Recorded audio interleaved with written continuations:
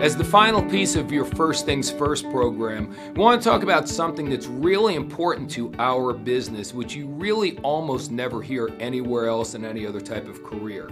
And you're going to hear people asking you if you have found your why.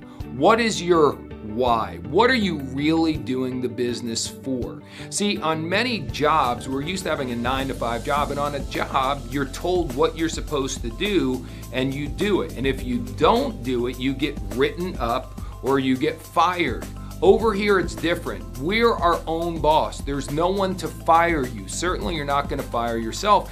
And the things that you need to do are up to you. You know, I always tell people the hours are flexible, but not optional. You've still got to do the work.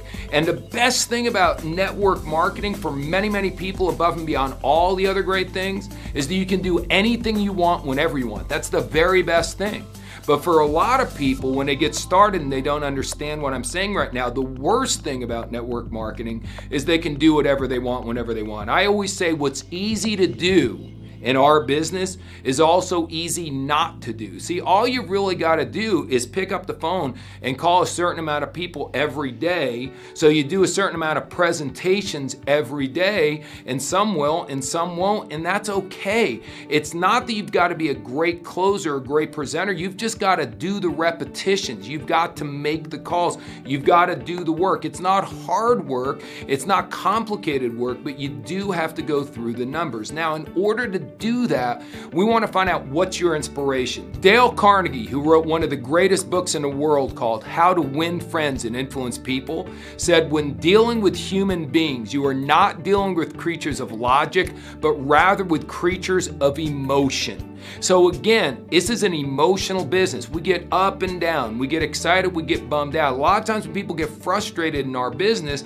they choose not to pick up the phone anymore. Or sometimes they get lazy and they decide not to pick up the phone and do what they're supposed to do. So we try to find out what's your why, what's really motivating you. You've already got a job that's taking care of your basic needs normally, a roof over your head, food on the table. Now what's your why? What are you really excited about? Now sometimes that why, for my friend Lori years ago, she wanted to retire her mother and father. She loved her mom and dad so much and wanted to retire them. That was her strong burning why. So when Lori didn't feel like going to work, you know, a lot of people, my old mentor called this your action motivator as opposed to your why.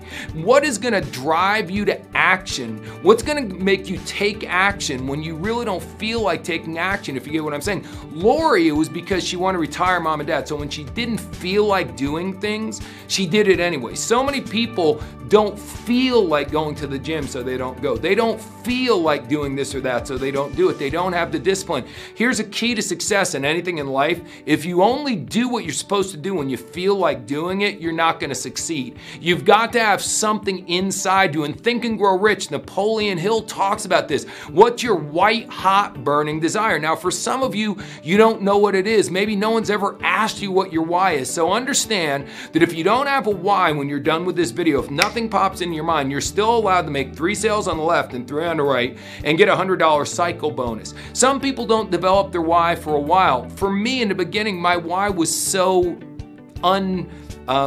impressive. I just wanted a new car. I just had never had a really nice new car. So a lot of people, you know, my friend Lori wanted to retire mom and dad. Other people want to raise $100,000 for a charity or do something that's so much more noble.